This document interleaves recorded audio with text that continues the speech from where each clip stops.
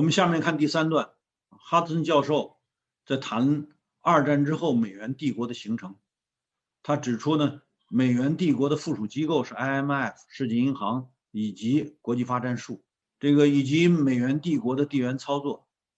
他举了很多例子，他说世界银行的首脑不少是美国的军事领导人。大家也都知道，刚刚辞去世行行长的索利克，那是美国中央情报局的以前呢就是国防部的部长副部长，麦克纳马拉、沃尔夫维茨都是军事领导人。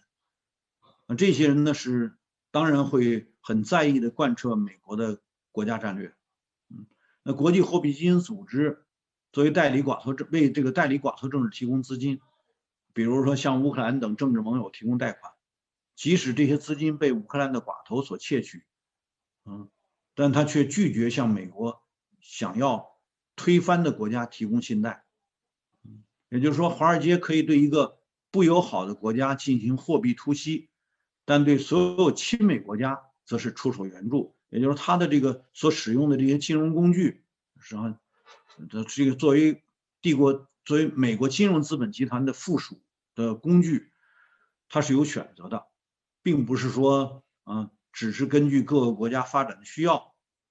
当然在做这些选择的时候，附带有大量的政治条件，这些呢都是各个国家很清楚的。Now I'll focus entirely on what the United States created as an imperial system after World War II.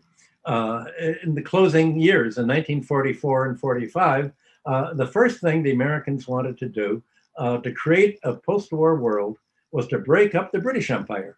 And you did this by making a loan to Britain that was broke from the war. Many of its men had died, and there were many more women than men, which helped make it more socialist at the time.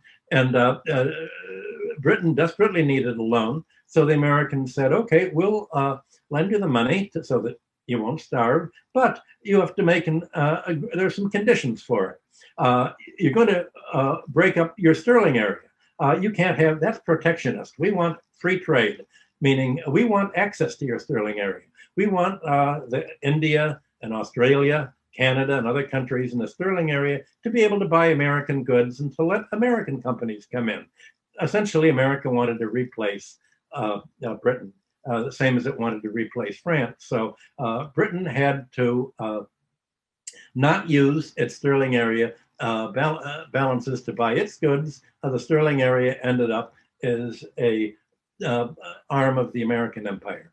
Now, also, the United States created 2 post-war vehicles that have done everything they can to destroy the world economy and which must be ended for other countries to progress. And these 2 vehicles are the International Monetary Fund and the World Bank.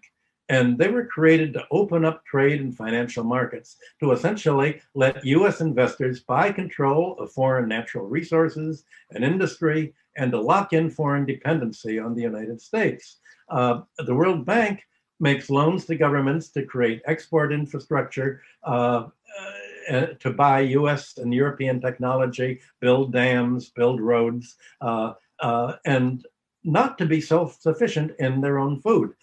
They're supposed to shift the World Bank finances, Latin America, Africa, and Near Eastern agriculture to produce export crops that do not compete with American grain exports. So the idea is to make other countries dovetail into the American economy by being dependent on the US economy. Well, the result of following the World Bank advice is to run a deepening trade deficit and a balance of payments deficit. And then the International Monetary Fund comes in and said, well, we'll lend you the money so your currency doesn't collapse, but you have to agree to do certain things. We want a free market. A free market means you prevent labor unions. You have to either jail or preferably kill all the labor union leaders. You have to lower the minimum wage. You have to devalue currency, and we'll protect the rich people because just before you collapse, we'll lend enough money money for you to support the currency so all of your wealthy oligarchs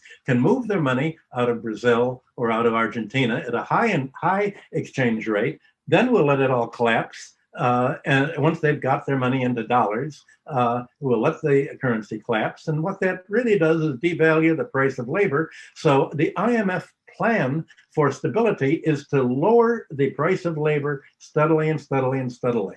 And the final arm of this is the U.S. Agency for International Development, meaning the Agency for International Backwardness. And its job is to finance assassination programs and terrorism throughout the world. And I'm going to go through this later. And then finally, America creates military alliances like NATO and SEATO, the Near Eastern, with Turkey and Near Eastern countries, to co-opt them into reliance on America's military exports. The heads of the World Bank, the most noteworthy heads, have all been military leaders. The most noteworthy were Assistant Secretary of War John McCloy, the first major president of the World Bank, 1947 to 49. I'm sure you all know John McNamara, the Secretary of Defense. He was the World Bank president during 1968 to 81. And then the most bellicose World Bank president is Deputy Secretary of Defense Paul Wolfowitz in 2005 to 2007. Now, already in April of 1992, when he was Undersecretary of Defense under George H.W. Bush, the older Bush, Wolfowitz and Louis Scooter Libby presented a memorandum to the Defense Planning Committee for 1990, how America was going to organize the world militarily, 1994 to 99. And he asserted, quote, "We must maintain the mechanism for deterring potential competitors from even aspiring to a larger regional or global war role." This was a declaration of war. US officials demanded total command and announcing that they felt threatened if they could not control the politics and domestic economic policy of other countries. They felt threatened that these countries might keep their wealth at home and that the American economy would collapse. So they said, we have to control them. Our wealth depends upon keeping other countries poor. That's all written in to the official American foreign policy. And the major lever of imposing this conquest is financial. The IMF, as I said, it finances client oligarchies. The IMF will lend money to political allies such as Ukraine, even when the money's stolen by Ukrainian oligarchs, but it will withhold credit from countries that America wants to overthrow. So America can use the International Monetary Fund to essentially, Wall Street can do a currency raid on an unfriendly country, meaning a country wanting to be independent, and the IMF will then bail it out once it turns pro-American, and the IMF will say, you see, that's the free market. You'll get rich when you support America, or at least, but you'll get, if you don't get rich, at least you'll get poor and to be devastated if you don't have an American proxy government in place. So the idea is not really to create competition in a market, it's to prevent competition. Countries are told to sell off their public enterprises in order to raise the money to pay the money they owe the IMF. And so the World Bank and the IMF and US foreign aid are all used to make foreign countries follow policies that are deemed to be in the US interest. So basically to finance their trade deficits and remit profits to the US, governments go further and further into debt to the IMF to subsidize their deficits that come from financial looting of their economies by the American dollar standard. So in the language of international diplomacy, the word democracy has become disconnected from what it used to mean politically. It used to mean rule by the people, the demos. But now the democracy means a pro-American country. Democracy means mainly you're a military dictatorship like Pinochet in Chile, or coup d'etat leader, as in Brazil. Democracy, essentially pro-American oligarchy.